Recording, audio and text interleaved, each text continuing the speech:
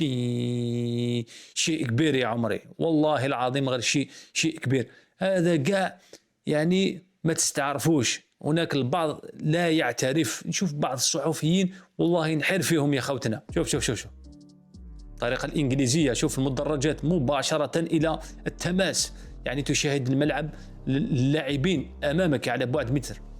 أقل مساحة، يعني هذا تحدي للإخوة والأشقاء المغاربة أنهم ينجز هذا الملعب، وفي الظرف القياسي هذا الوجيز بالأيادي المغربية. صراحة يقول عليه أنه مجرد حفرة فقط، ولن يستطيعوا إكمال الأشغال في هذا الملعب حتى لو استخدموا الذكاء الاصطناعي. وقال لك الملاعب تاعهم مجرد عن تصاميم وفوتوشوب وفقط. راكم تعرفوهم هذا الإعلاميين، فيديوهات تاعهم متداولة وبكثرة في مواقع التواصل الاجتماعي. كيف هذا هو الملعب اللي كانوا يقولوا عليه مجرد حفرة ولن ينتهي ولو بالذكاء الاصطناعي. يعني يستخدمون المغاربة الذكاء الاصطناعي، لن ينتهي في مدة 8 أشهر، خاصة باليد العاملة المغربية بالأيادي المغربية 100%. ملعب مولاي الحسن بعاصمة الأنوار، عاصمة المغربية الرباط، كما تشاهدون مع بعض بحلة جديدة.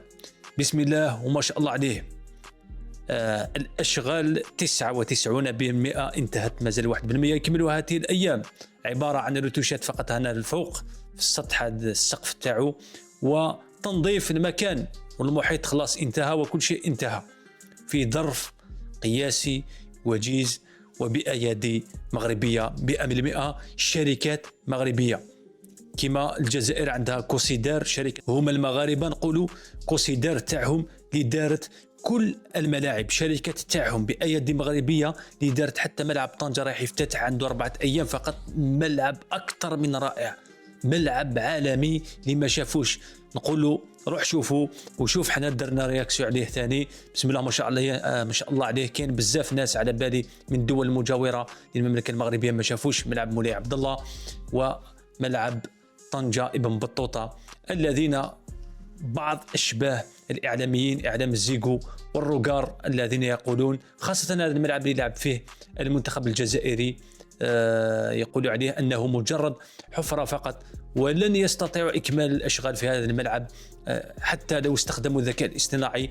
وقال لك الملاعب تاعهم مجرد عن تصاميم وفوتوشوب وفقط. راكم تعرفوهم هذا الإعلاميين، فيديوهات تاعهم متداولة وبكثرة في مواقع التواصل الاجتماعي، كيف كانوا يتكلموا أشهر للوراء عندما كانوا صحيح كانت حفرة. هذا الملعب كان حفرة، مجرد حفرة، ولكن بعد 8 أشهر لو أنا اللي كنت مكان هذا المحلل أو في هذا البلاطوات، شوف بسم الله ما شاء الله عليه، أرضية ميدان ممتازة ورائعة. شوف مدرجات باللون الأحمر والأخضر بألوان العلم المغربي. السقف تاعو كليا بسم الله ما شاء الله عليه. وصعوبة العمل في هذا الملعب أيضا، هذه الصعوبة تاعو، لأنه علاش دوك نقول لكم علاش. شوف المجمعات السكنية قاعد دايرة به، يعني ضيق المساحة. يعني هذا تحدي للإخوة والأشقاء المغاربة أنهم ينجز هذا الملعب، وفي الظرف القياسي هذا الوجيز بالأيادي المغربية. صراحة هذا الصرح والمعلمة اللي تزيد جمال ورونقا لهذا الحي وللعاصمة الرباط بصفة عامة. ملعب مولاي الحسن، ملعب مولاي عبد الله، ملعب البريد أيضا وحدة تحفة بسم الله ما شاء الله عليه. واو شوف هذا الزخارف للزليج المغربي أيضا على ما أظن هنايا تزيد الجمال. وهذا راح يشعل كاع هذا في الليل، وكاع تلقاو رابط قناة المعرفة أسفل في الديسكريبشن في صندوق الوصف يا أخونا أخواتي الكرام. تصور من السماء بسم الله وما شاء الله عليه. شوف هنا واش حبيت نقول لكم. هنا السقف تاعو طويل على هذه الجهة، شفتوا كيفاه؟ با والله داروا له واحد التصميم ما يمكنش كما يقولوا خوتنا المغاربة. واو شوف أرضية مغربية. شوف واو داروا له حتى هذه الإشارات، لوحة الإشارات هنا في يتوسط هذه المدرجات. هنا محيط الملعب تاني راهو يديروا بعض المساحات الخضراء، وهنا الإضاءات كما نشوفوا أعمدة الإضاءة بسم الله ما شاء الله عليه. صراحة الناس تقول لك بالفوتوشوب وما يكملش، او كمل. شوف شوف شوف شوف الطريقه الانجليزيه، شوف المدرجات مباشره الى التماس، يعني تشاهد الملعب اللاعبين امامك على بعد متر. هناك واحد الصحفي ثاني ناض هذه الايام وقال لك هذا الملعب 22,000 متفرج مجرد ملعب جواري عندنا. والله صراحة لازم تحيي لهم. من قبل 8 أشهر كنت تقول عبارة عن عفرة وما يقدروش ولا يستطيعوا أن ينظموا وكذا وكذا، وملاعبهم غير جاهزة، عبارة عن حفر فوتوشوب وغيرها. والآن تقول أنه صغير.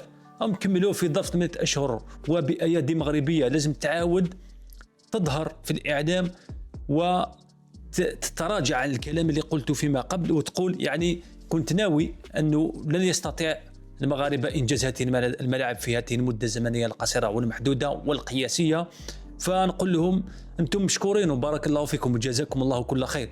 لو كان في قلبك يعني ما كاش أشياء واحدة أخرى، خلفيات أو أخرى، وما عندكش توجه هكذا، ولكن الله غالب، راكم تعرفوا عندهم قاع توجهات وكذا، الله يسهل عليهم. هذا مكان تشوفوا بعض. شوف ملعب ابن بطوطة بطنجة، هذا هو ملعب البريد أيضا. شوفوا بسم الله ما شاء الله عليه، ولا أروع.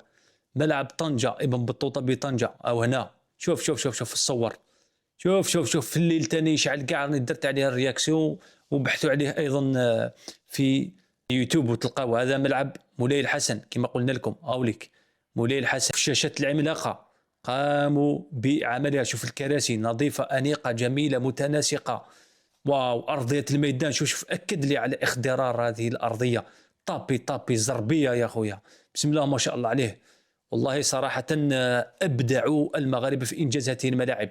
أوليك هنا شوف المدرجات من الداخل. ملعب مولاي الحسن أيضا بالعاصمة الرباط. شوف أجواء إنجليزية. شوف الشاشات العملاقة تركيبها خلاص انتهى 100%. وهنا العمل هذه بالإضاءة هذه بالأشعة. شوف إضاءة تاع الإشهارات هنا يتوسط المدرجات، يزيد لها جمال ورونق لهذا الملعب. التحفة المعمارية بسم الله ما شاء الله عليه. شيء كبير يا عمري، والله العظيم غير شيء كبير. هذا كاع يعني ما تستعرفوش. هناك البعض لا يعترف. نشوف بعض الصحفيين والله نحر فيهم يا خوتنا.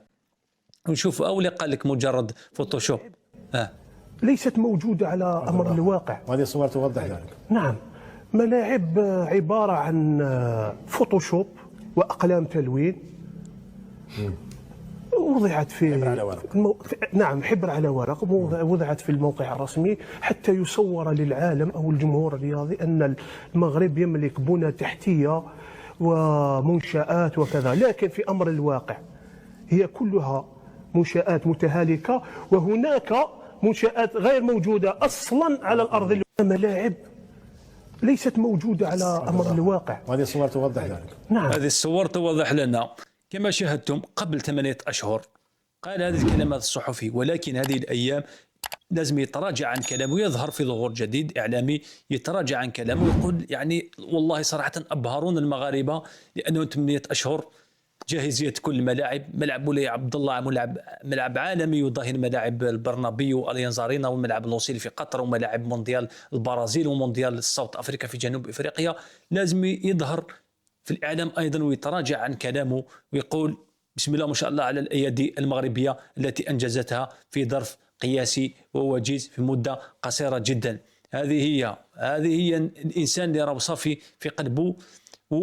ولازم وعلاش نقولوا على الصينيين انهم يعملون بسرعه وكذا، مشاريع تنتهي في ظرف اشهر، يبنيوا لك ملاعب، يبنيوا لك عمارات، ناطحات السحاب وكذا. والمغاربه راهم فعلوها، والتجربه لهم الاولى في مثل هذه الملاعب العالميه 100% بايديهم. وعلاش ما نقولوش نفس الشيء ونطلعوا لهم المورال ونفتخروا بهذا الجيراننا اللي قدامنا. اذا نتمنى الفيديو تاعنا اعجبكم، كنخفف عليكم اخواني اخواتي الكرام. الى فيديو قادم بحول الله سبحانه وتعالى. نتمنى لكم دوم الصحه والعافيه. دمتم. السلام عليكم.